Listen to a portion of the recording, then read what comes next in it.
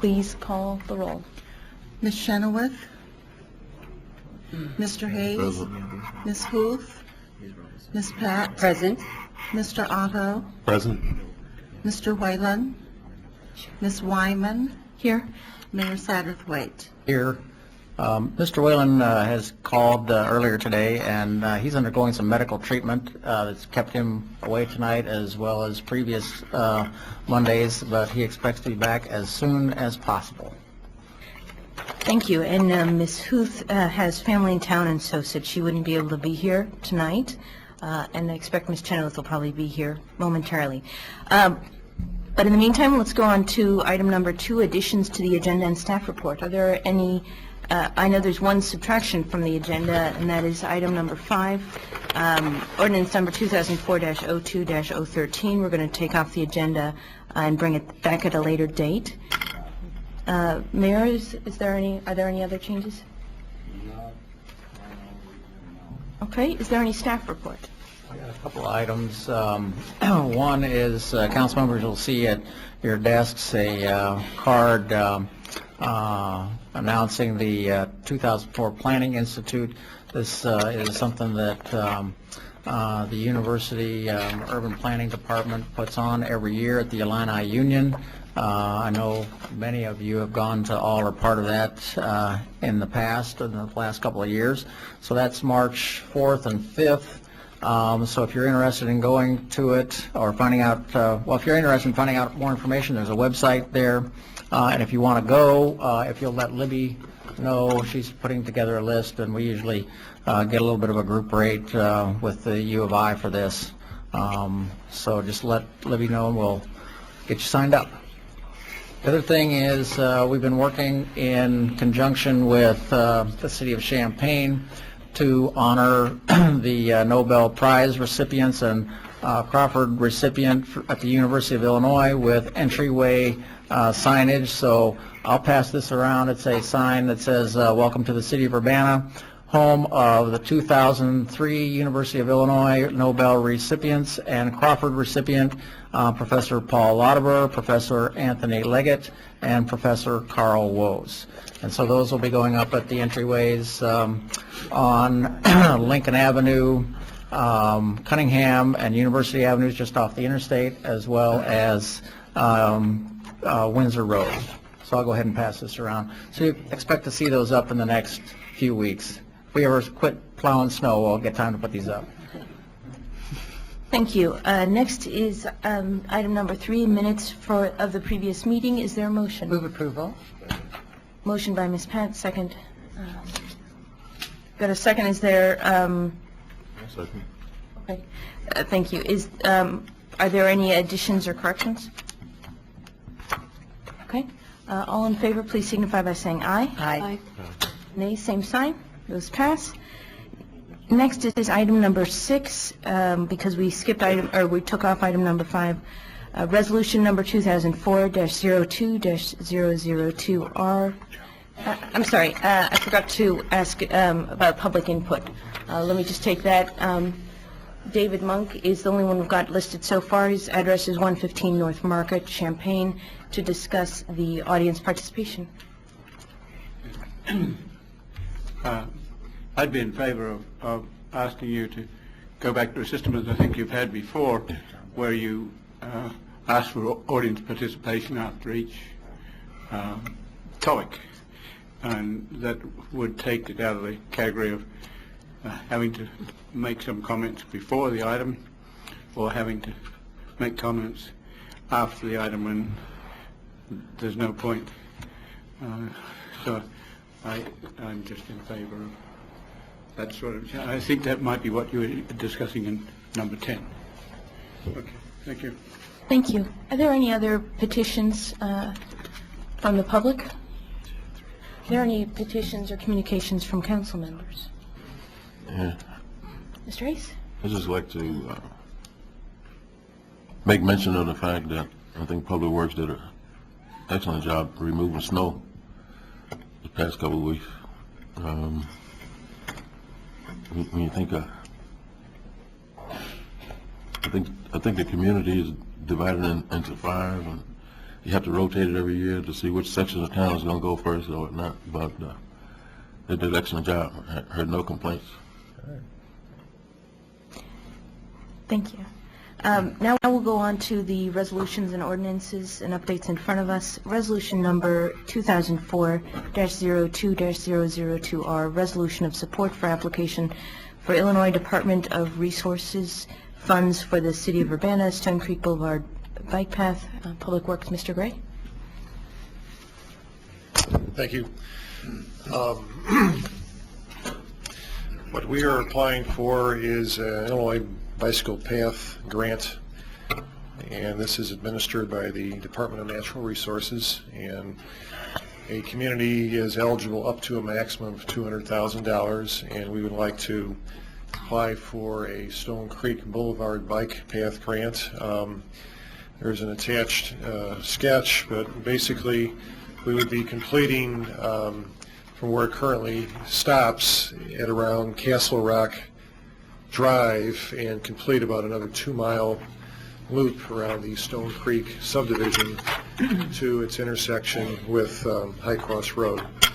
It's an 8-foot path. It would be in the wide center median where it currently exists, very similar. It would meander a little bit in the center median.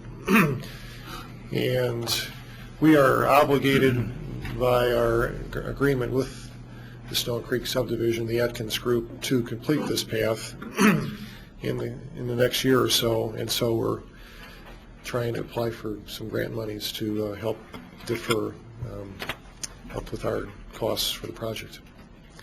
So what is needed is council review and approval via a resolution that you endorse this application to DNR. Are there any questions for staff? Ms. Chenoweth? If we don't receive this grant, are we obligated to pay for the total $438,620 ourselves? In a worst-case scenario, I think the answer is yes. If we're not successful here, we would apply again. And if we're not successful with DNR, we're hopeful there would be with the highway bill, the reauthorization of T21 or whatever the new name will be, we would hope through that process too to apply for bike path grants, and that's another option for us. So we've done real well with grants in the past, and if we don't succeed at first, we try again, and usually we at some point succeed, but we'll be diligent in trying to get this one, try to get a grant. Must the bike path construction be completed at the end of 2005 according to our development agreement, and is that negotiable? I'd like to think it could be. It could be negotiable, or it could be... Maybe we would try if we don't get a grant, I guess, so we can have another grant round opportunity. But do we have a? I'm not familiar with the development agreement, so I'm asking this question.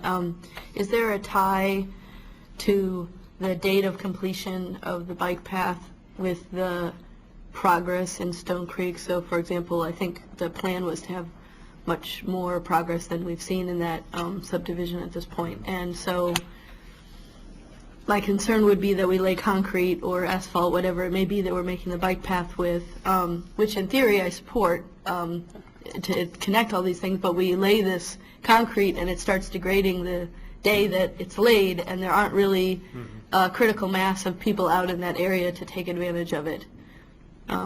So is in the development agreement, is there any tie, like we aren't going to build infrastructure unless certain X number of houses are built? for this aspect of the agreement, I know it's tied to a calendar year. So it was not, if you're asking if it's linked to 100 new homes, 200 new homes, or what have you, no. Do you happen to know how many homes are out there currently in the development?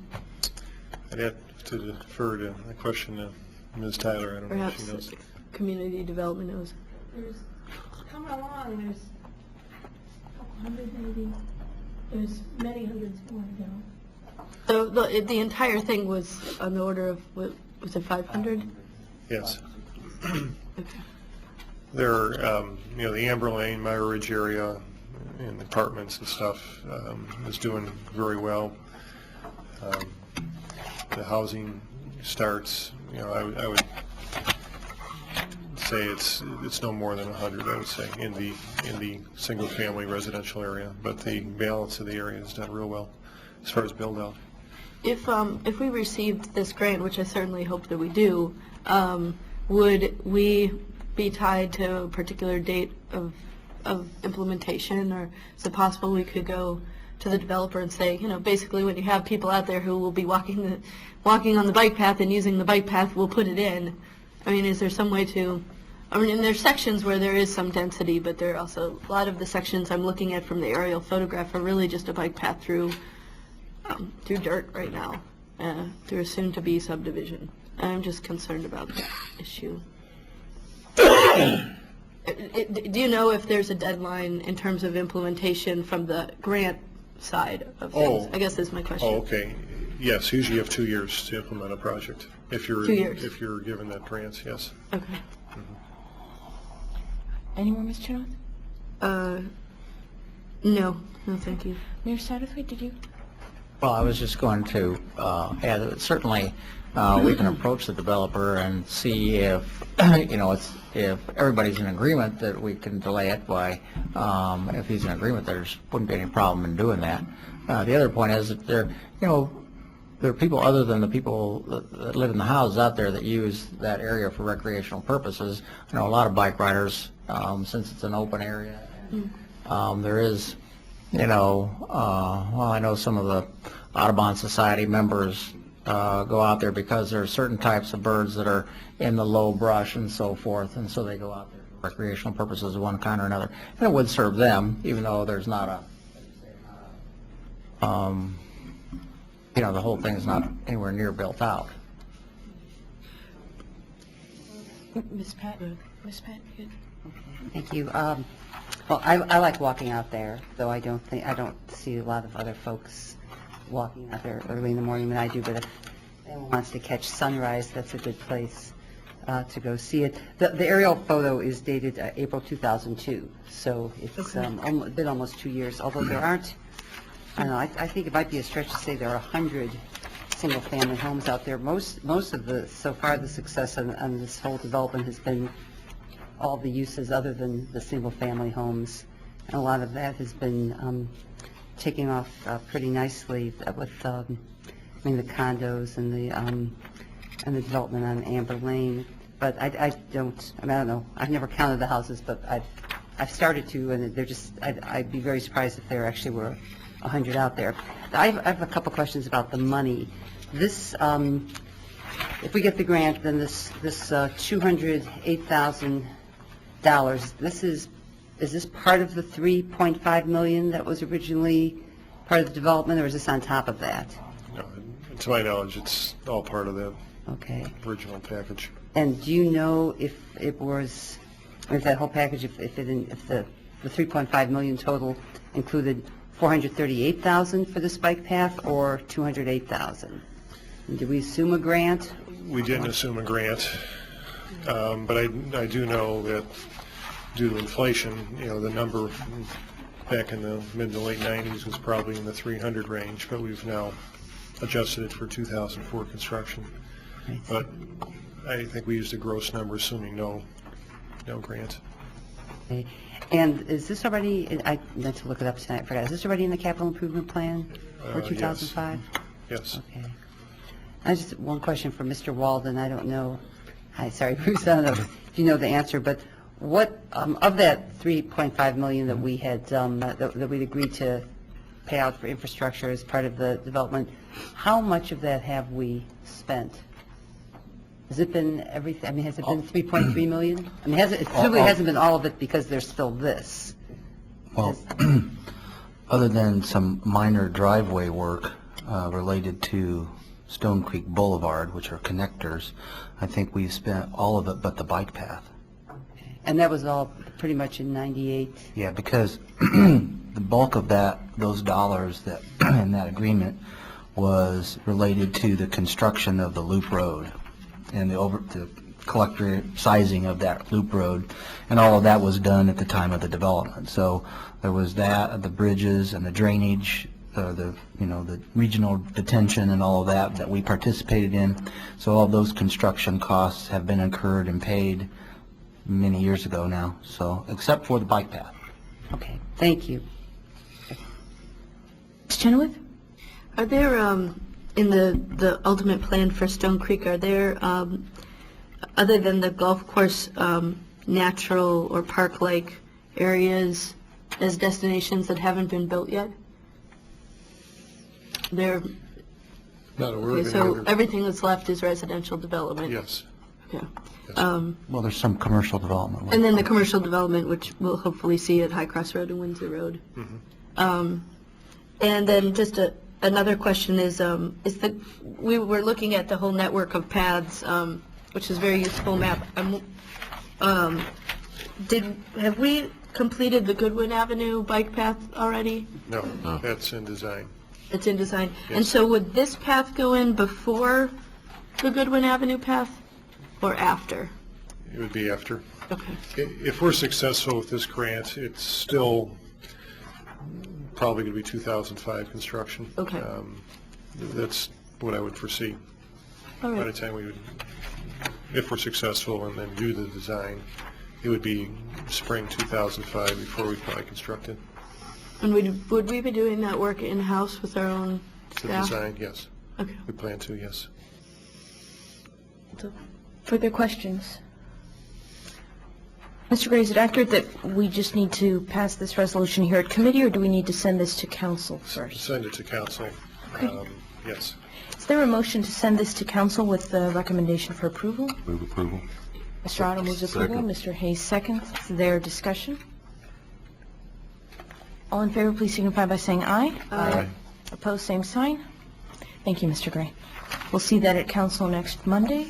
Next is ordinance, item number 7, ordinance number 2004-02-014, an ordinance approving and authorizing the execution of an Urbana Home Consortium Community Housing Development Organization Developer Agreement, Urban League of Champaign County Development Corporation, Lease Purchase Program fiscal year 2003-2004. Mr. Gruey? Thank you.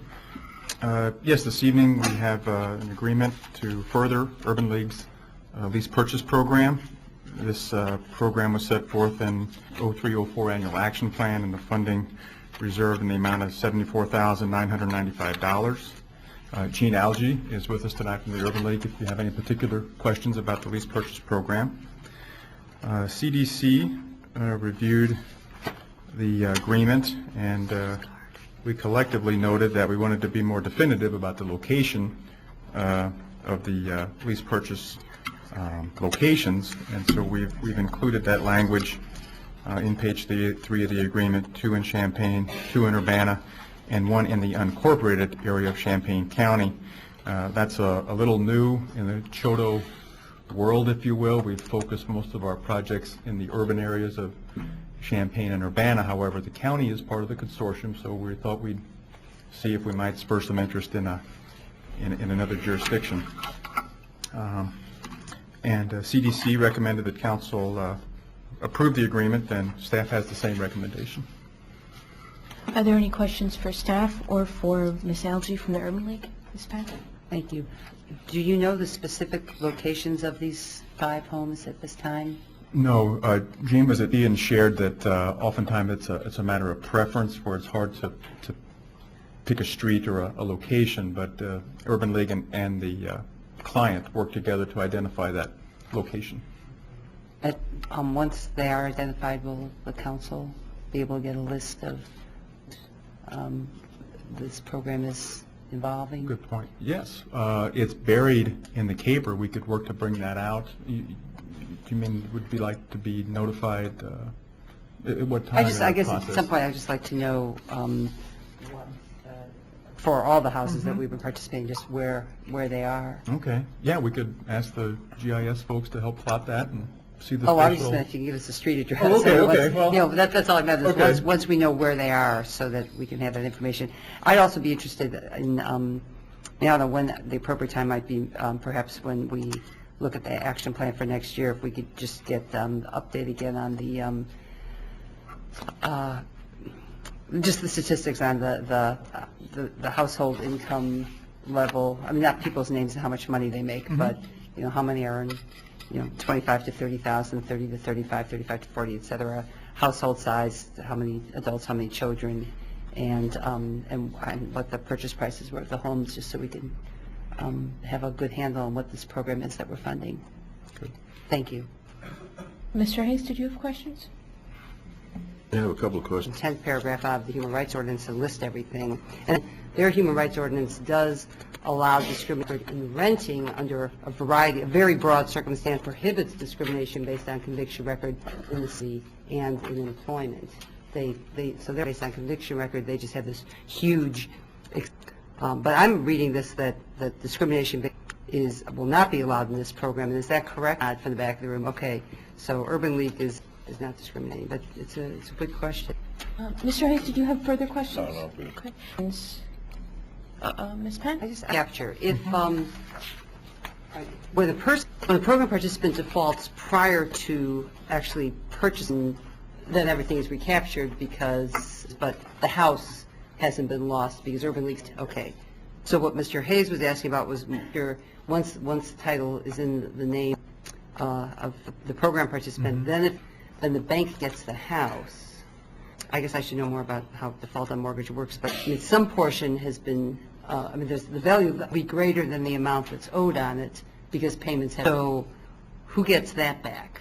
The part that the language is designed to recap, the grant proceeds, it's in, what would be the term? Answer. Okay. How it works, okay. Good evening. It's my understanding a homeowner purchases a house.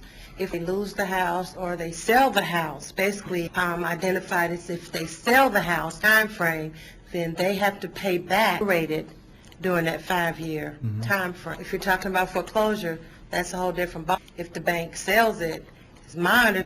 Now, Bob, you can check the HUD rules, but money that the city put forth would come back to the city. I've understood it to be. And that's how purchase the house. If for some reason they sell that house, time frame is up. All funds are prorated 2 years. There's a prorated amount that would hack to the city. Back to the city as opposed to back to the Urban League? Back to the city because we receive the money from the city. So which entity has the obligation to pursue collection if they don't pay it back? Does Urban League pursue collection? That's why there's a mortgage, the city does, because that's a mortgage attached and a note. So that's what protects the city. Okay, and if there's default on the mortgage, then the bank sells the house, and anything left that from the sale, that in the way the proceeds of the sale that's not used to pay off the debt to the bank, that's correct, goes back to Urban League or to the city? No, to the city. And somehow we're part of the contract for sale that makes it that way. Okay, because there's $15,000 there that's that underwrote, the cost of their house went down. And if they sell the house, after 5 years, they can sell the house to anyone? They can sell the house to someone who makes $150,000 a year, and they could sell it for a profit. And they don't have to return any funds to anyone as long as they lived in the house 5 years. And that's 5 years from when they first entered the program, or 5 years from when they bought the house? 5 years from the time they buy the house back from us. Okay, and that's generally 2 to 3 years after they enter the program? 2 to 3 years that they've been in the program, and they'll purchase the house from us. I'm not against the program, but I just think when we talk about this type of program for other things, like for replacement units for public housing, we should consider how easy it is to lose our investment in affordable housing through sale of the property after such a short period of time. That is, I wish it were a longer period of time. And I think that recapture period is set up by HUD. Anything over $15,000 is 15 years.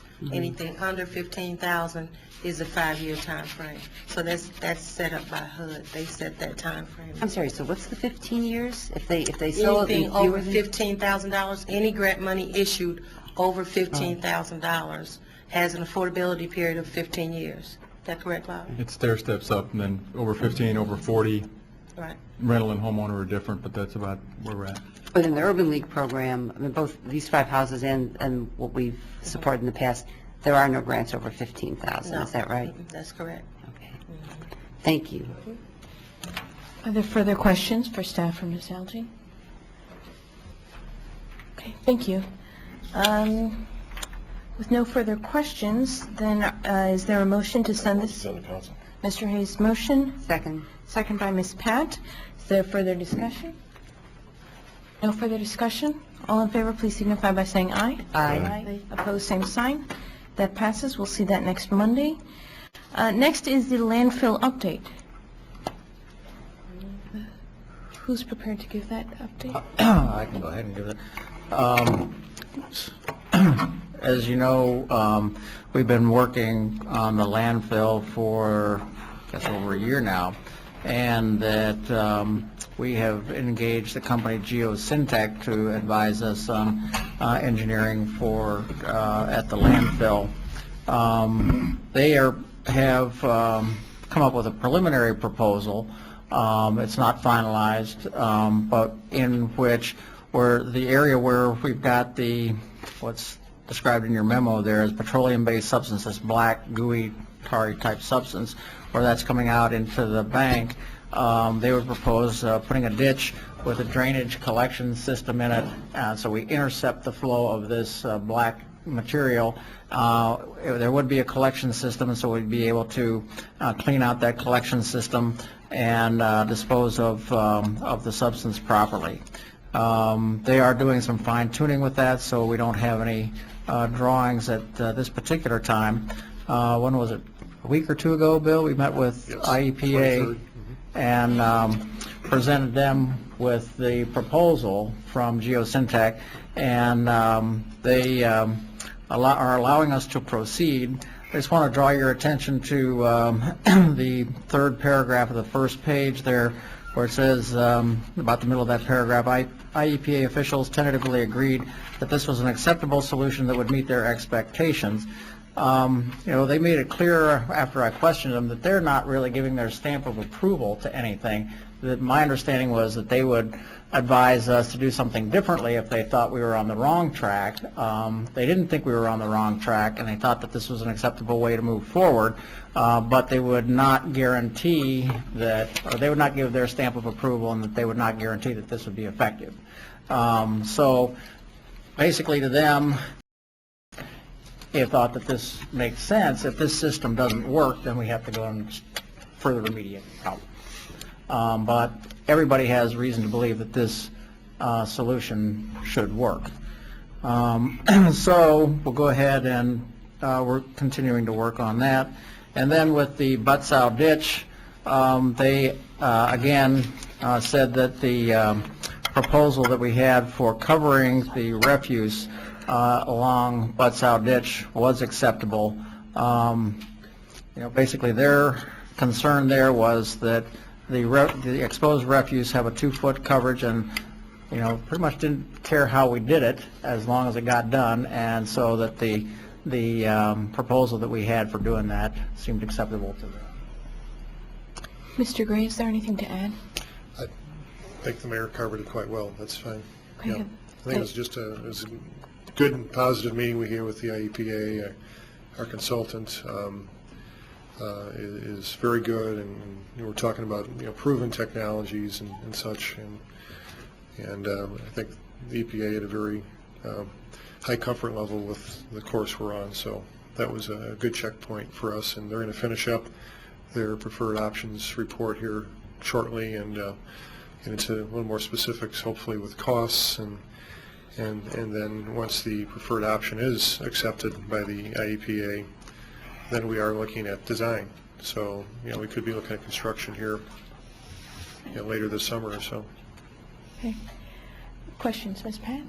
I'm very glad to hear IEPA is approving of the direction we're going. Do we know when we're going to have a price tag for this project? Well, again, I think we're going to have a range, probably April-ish or so. When they complete the design options report, then they're going to have that range, not range, though that cost honed in a little better. So in time for next year's budget? We'll know, yes, before next year's budget's approved in May or June, yes. Thank you. Further questions for staff?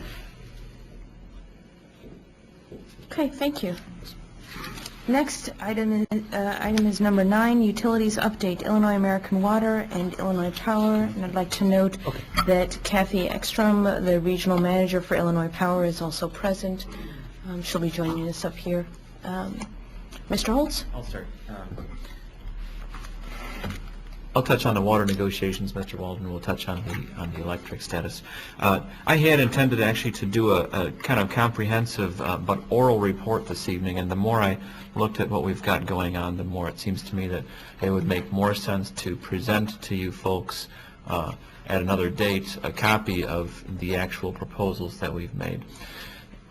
As you know, the water franchise, how many years has that been?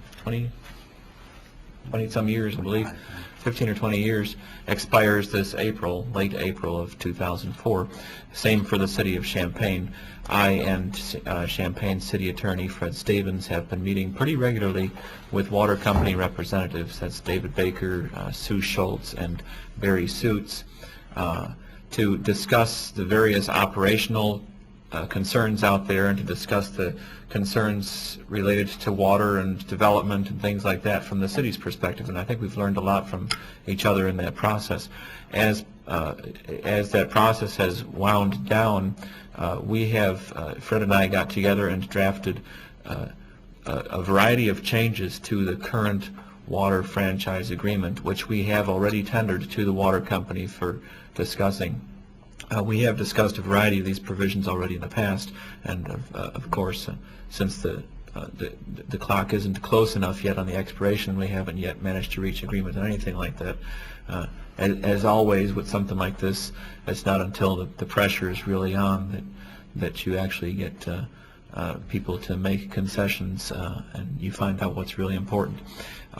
But it seems to us that it'd be very important for us to show you what it is that we're talking about, and so we wanted to bring that to you. I expect to bring that to you next week. Champaign is doing the same thing. They may be bringing theirs to their city council tomorrow night, so you may actually get to see the proposal tomorrow night if you're paying attention to what Champaign's doing. I'm not sure exactly whether they're doing it this week or next. So I think I'll leave it at that for the moment, and rather than trying to explain here in kind of tedious detail verbally what it is that's going on. And I'll pass it on to Bruce for the electric. Hello, Kathy. Hello, Peter. We're actively following the Ameren purchase, following what we can in the News Gazette and Cranes and other publications. I guess I would say at this point we're cautiously optimistic that what's being proposed and has been reported by various news media, particularly the willingness to invest in infrastructure, the lack of a need for a requirement for special legislation from the state legislature, the apparent likelihood that electricity will be bought on the open market after a couple of years rather than a lock-in of rates over a longer period of time. All those things seem to be what we were concerned about and interested in the last time. And in other words, I think all the right things are being said thus far. But our work is not over at all. We still have much to do. We need to prepare ourselves so that we can enter as an intervener in this ICC case for the sale. This is not an adversarial type of thing. It's just something that needs to be done so that we can preserve whatever position that we have in regard to the sale, and also in the event and likely event that we were to come to some agreement as to some terms for that transfer, that they could be incorporated in the final order of the ICC. So we do need to time and file, and we'll work closely with the City of Champaign in preparing ourselves as an intervener in that case. Again, that's not something that's should be viewed as an adversarial type of thing. It's something we need to do simply to preserve. I think everyone understands that. I would say that we look forward to a meaningful dialogue in the next few weeks and months regarding the conditions and terms of that transfer and addressing some of the issues, and there's no need to go over those tonight. I think there's a record of what those issues are, and I know Peter knows them. And we look forward to a dialogue on that in the next several weeks and months. And one other thing I would add is that I do think that we need to continue with the process with Champaign on the RFQ. Someone had mentioned, well, that maybe something was reported where we weren't going to go forward with that process, but we do need to continue and make some sort of selection in terms of consulting advice for the finish up the request for qualifications, so that that we can have the advice that we need, not only to prepare ourselves to file as an intervener, but also to work collaboratively, hopefully, with Ameren in researching and analyzing what needs to be done. And so I think there could be some tweaks to what we had originally needed a consultant for, but there still is definitely a need. This is a highly complicated, highly technical area.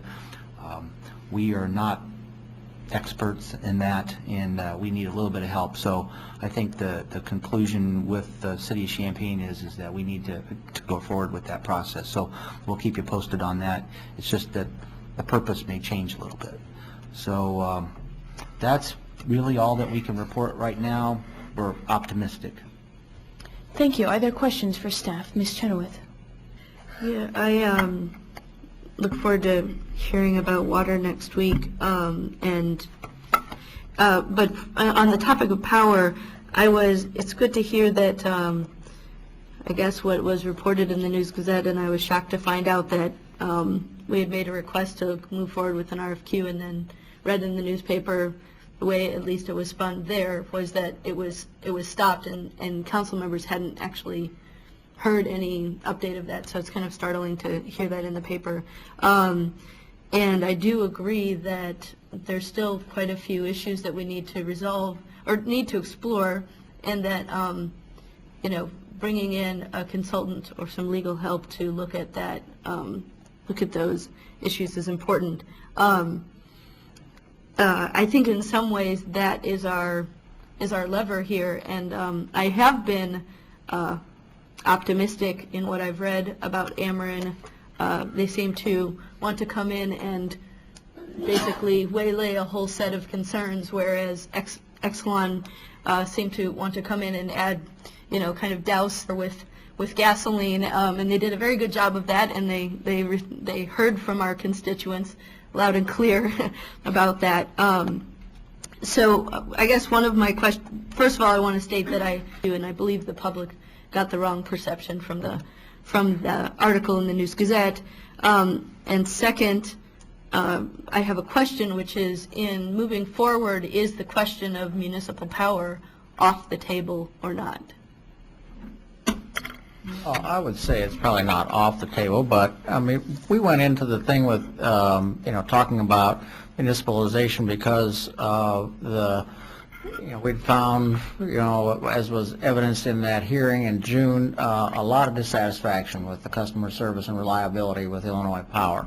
If Ameren is going to come in and give us good customer service, give us good reliability, upgrade the infrastructure system, which needs to be done with the billions of dollars that they're committing to over the next couple of years, give us reasonable rates, then there's a lot less reason for us to do it. In any case, it's a very costly, long process to acquire a utility of this kind, and obviously we'd be motivated if we're not getting good service. If we are getting good service, I mean, that, in my mind, drops it as a much lower priority. Now, does that mean it's completely off the table? I would say no. But does it become less of a priority? I would say yes.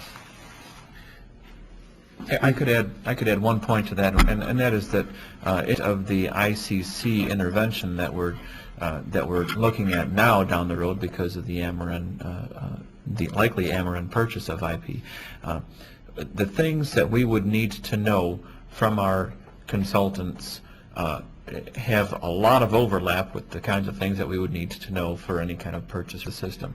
And a lot of the technical sorts of questions are the same. Where's the weaknesses of the system? Where are the strengths of the system? What needs to be done to build it up? How can the system be used to help promote economic development? All those kinds of things really share a tremendous amount of overlap with the purchase issues. And so in a lot of ways we really are doing the same thing, but because of the apparent good sounds, so to speak, that we're hearing from Ameren because of their apparent interest in doing the kinds of things that really raised the concerns here in the first place. I think that our hope is that we'll be able to use that to come to a collaborative solution for a lot of the problems rather than by spending a tremendous amount of effort trying to purchase the system. In my mind, certainly, and I'm not sure about the mayor, but it certainly seems like purchase options would still be out there if we can't really get the kinds of commitments. If it's just noise that we're hearing from Ameren and we're not getting the kinds of real commitments from them that we need to get, I would guess that you folks would still be interested in looking at the bigger issues. Well, let me just add, I think the whole process over the last few months has indicated to us that as municipalities, we need to be more engaged with how public utilities are operated in our area. We can't just say, oh, that's the power company, and let them go on about their merry way, because we've seen what happens when you get an out-of-state owner, one that's not really involved much in the distribution. They didn't care about us, and they were stripping the company to the point where they're not doing the proper investment, and they didn't have a good commitment to customer service. And so that tells us that in any scenario, we need to know more about how power is delivered here, what is the condition of the infrastructure, because we don't want to be in a position where we've got second-class infrastructure for the kind of community that we're trying to build here. And we can't get those answers unless we talk to a consultant and know how to evaluate the situation. Ms. Chenoweth, you still have the floor. Yes, well, just to, I am glad at the overtures, although talk is really cheap until we, as Mr. Hull said, until we have some kind of guarantees, and I believe that we need to know in detail. None of the people at this table know what the situation of our infrastructure is. All we know is that our neighborhoods go out, our constituents call us. That's what we know. The lights go out, people are on the phone. I'm not an expert. I'm not going to be an expert to know what the infrastructure situation is. I assume that it's based on performance over the last 5 years, and I'm concerned what kinds of costs would need to go into improving the infrastructure, and I'm concerned what that will mean for rates. And in some ways, it's almost like Ameren has brought to us a promise that may be too good to be true, and it may be that actually they can't. Dynergy came in, they did what the mayor said, they stripped, they took as much as they could from this community, they didn't reinvest in the community, and they sold. And that's what they did. And so we're in a situation where we have this, somewhat decaying infrastructure with reliability problems, and I don't exactly know how a corporation's going to be able to come in, purchase it at fair market rate, and be able to invest in its infrastructure and actually be able to do that without some kind of rate increase. So I think that as we speak to a consultant, we need to know what the condition of our infrastructure is. We need to be more involved as a city in what that is. Look at the commitments that they put forth and make sure that that we know what we're getting. And at the same time, I think we need to look at what the rates for utilities will probably be, given the kinds of investments we need in our community, and what those rates would be if our communities pooled with the U of I and we're able to buy the distribution system and at the data nationally that municipal power can deliver power, municipal utilities can deliver power at lower rates. And we see that over and over again, and it's not rocket science to know why that is the case. It's because there isn't the same kind of overhead. There's the same kind of management. There's the same kind of investment, but there isn't, I guess, a profit motive that's in there. So I think we need to look very seriously, and we want to see option A. We pursue agreements with Ameren. We understand what the conditions are that will be met by that corporation, and then option B is municipal power, and what kind of rates could we, what kind of benefit could we see from municipalization? And of course, this is a huge step in acquiring our own distribution. But Rantoul does it, other area do it. I know that they started out doing that. They have some advantage in that way, but I really think we need to look carefully and not jump to conclusions too early that this is a sweet deal and that we're going to be able to get what we want out of this. Is there further questions for staff? Mr. Otto? No. Well, but I guess it's more in the nature of a comment really than a question, if I can take that liberty. But I'll just go ahead and second Ms. Chenoweth's sentiments. I think that she put it well, and the mayor put it well, which is that I think we're glad to see Ameren coming in and taking a much more constructive approach than either Dynergy or Exelon did, and we want to, engage in that and encourage that.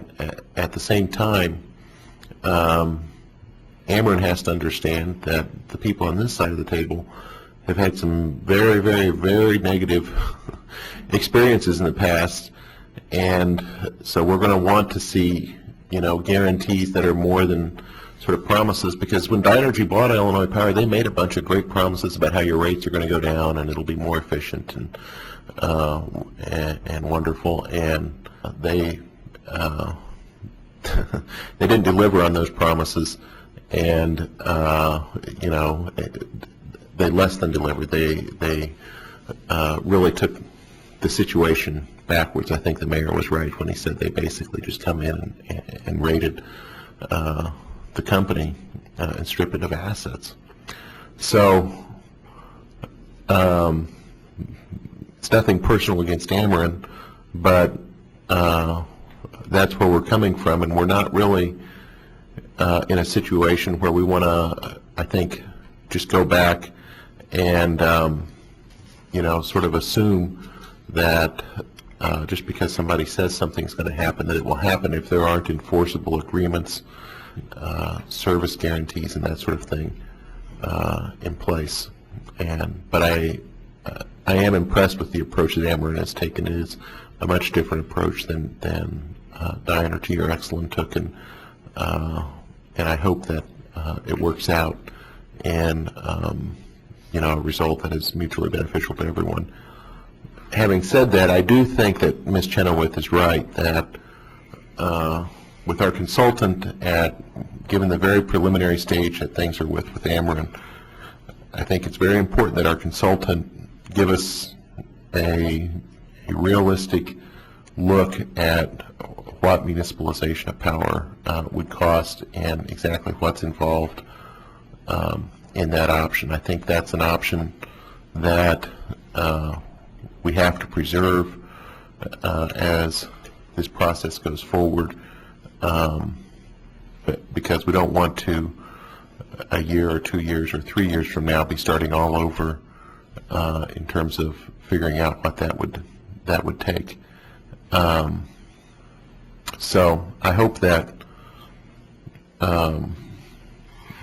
things with Ameren do continue along the same path. At the same time, it's pretty obvious that the virtually no communities that have municipal power encounter the kind of problems that we, and not just us, but all over the country, from California to New York, have encountered in dealing with deregulated, privately owned utilities, and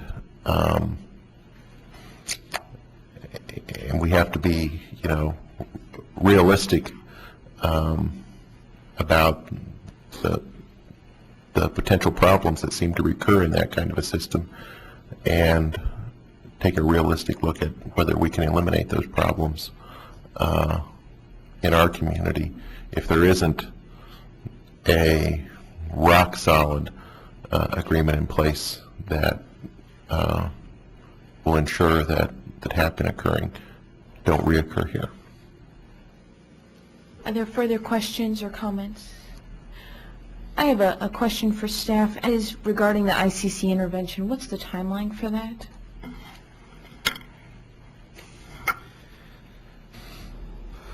I'm not sure the duration of the process. I believe it's a 10 or 11 month process for the maximum 10 or 11-month process for the actual approval. When it begins is what I'm not certain about. I believe Ameren still has a due diligence period that they're going through. They've announced their deal, but it appears that they need to check out a lot of the infrastructure and various other concerns themselves yet before they finalize it, and then my understanding is from then it goes to the ICC for approval. And it's at that point that when it goes to the Illinois Commerce Commission that they would then investigate the sale and then accept parties as interveners like Urbana or Urbana and Champaign and the Yes. university. And Yes. sort of thing. Okay.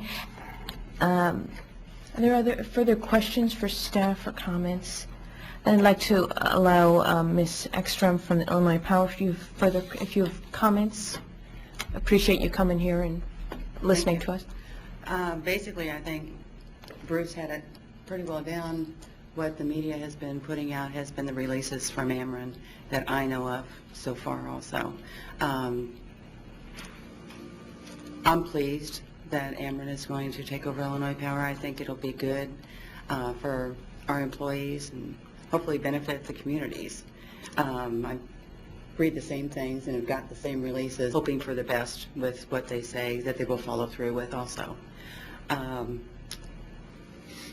Another hope I have is that you've seen for the last several months that local leadership has been trying to make a concentrated effort on improving communications with our local leadership and improving and being a little bit more proactive on information sharing, and that as you come up with concerns or issues, that you continue to call upon us, and we will try to respond more timely and improve our customer service. Okay, thank you very much.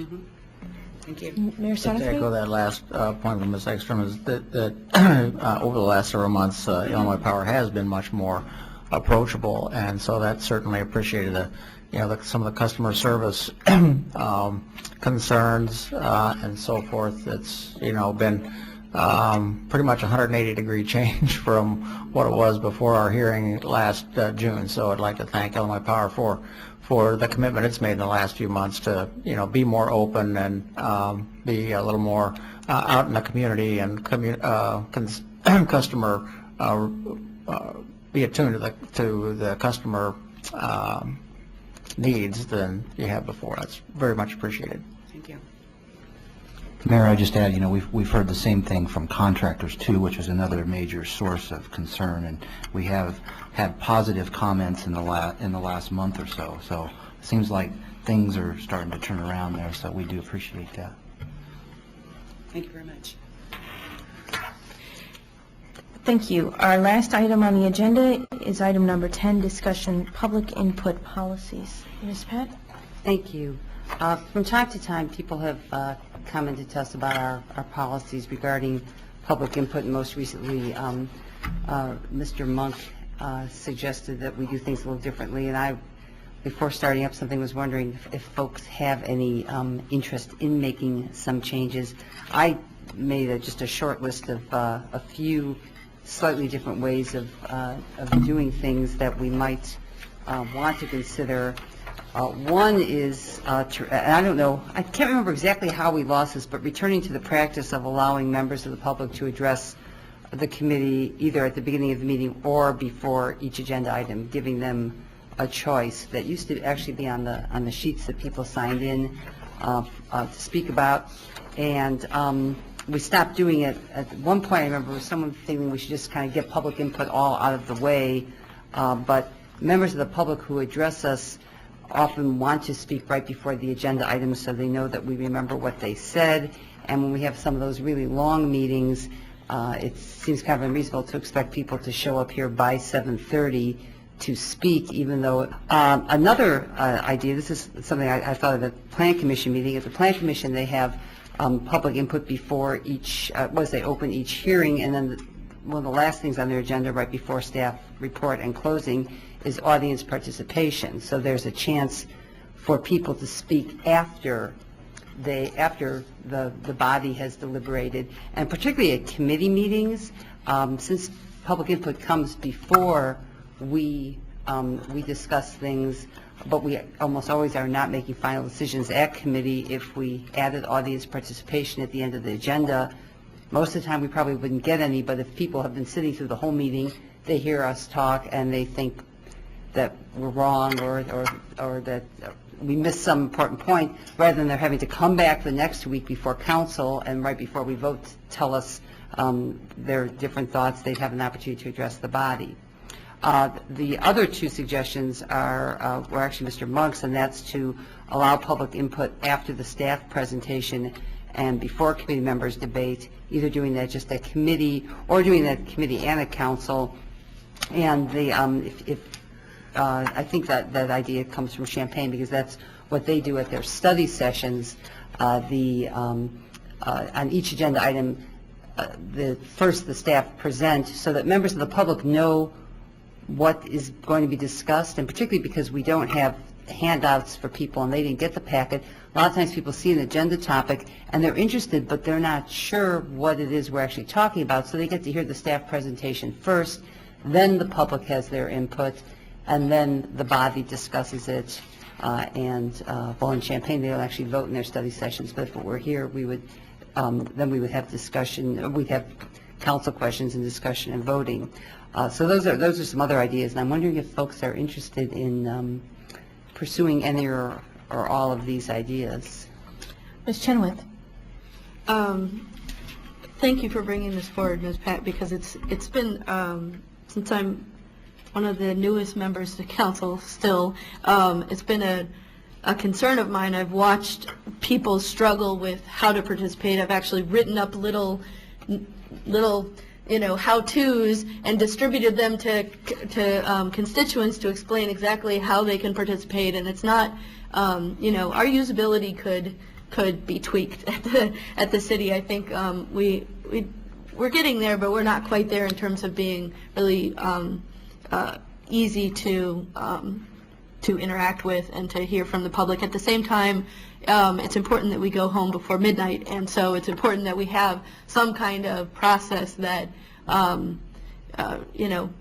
takes care of the fact that we have other things going on in our lives. And if one thing that we could consider is at committee of the whole, we could allow it at the beginning or after staff presentation and questions. I would prefer it be after council members or committee members have asked all of our questions. So because it would be difficult, I would forget my questions. And so I'd like to have a staff presentation, hear all the committee questions, which actually could help members of the public understand the issue, and then hear from members of the public. And what I would suggest is that members of the public could choose on the card whether to give their input at the beginning or after the staff presentation, but not both, so that there would be an option, but we wouldn't necessarily have repetition.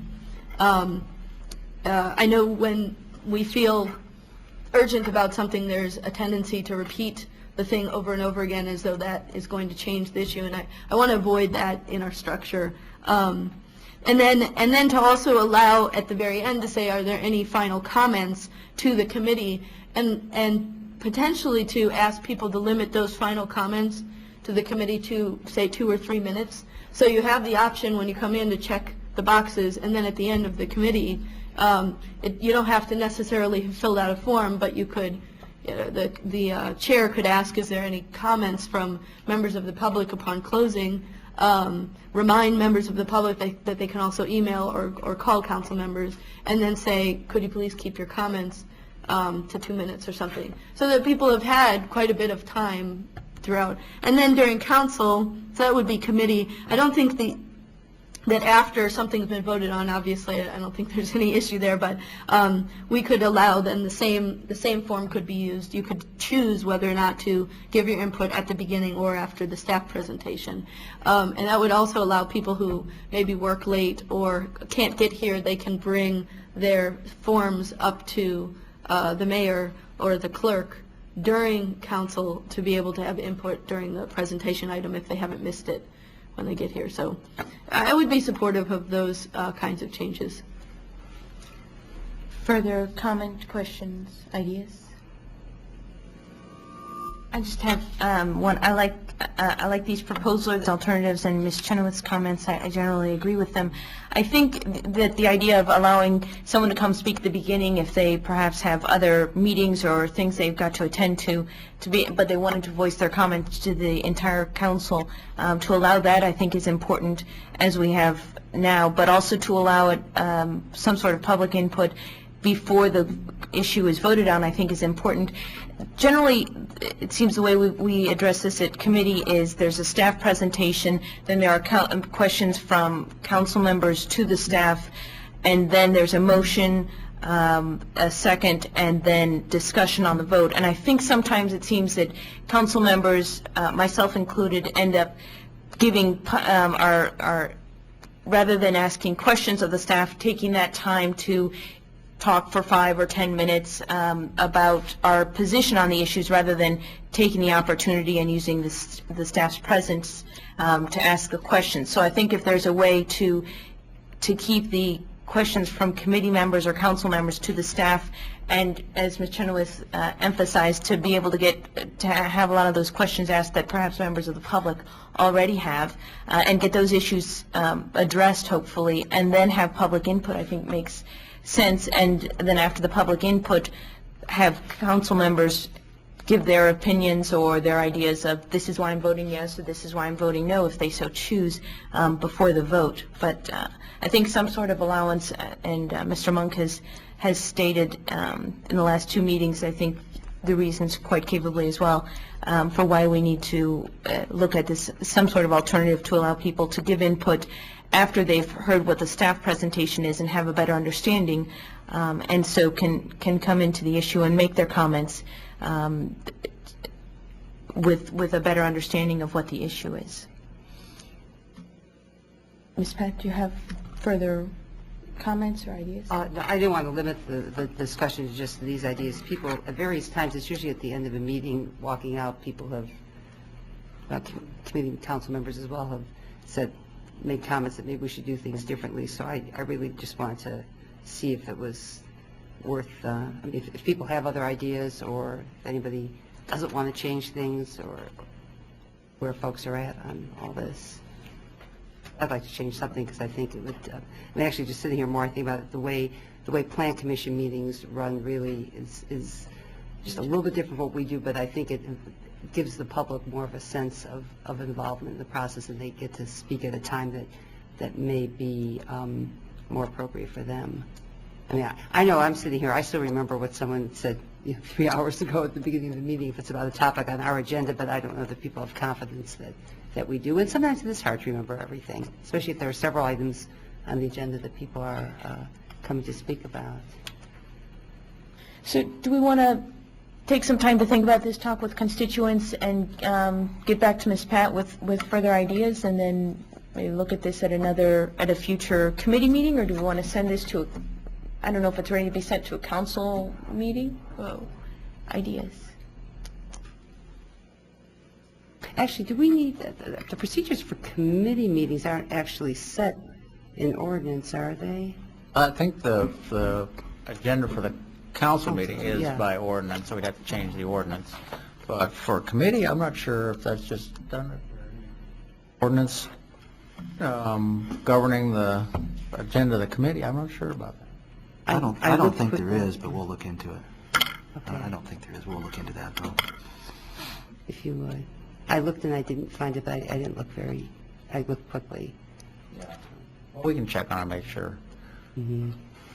So it looks like there is support for some changes, and if we can have Ms. Pat be the point person for any further ideas or comments from constituents, if we want to take them and then pass them on or share them, and certainly can also be shared during council member input at the beginning of our meetings. Ms. Chenoweth? Well, I think we should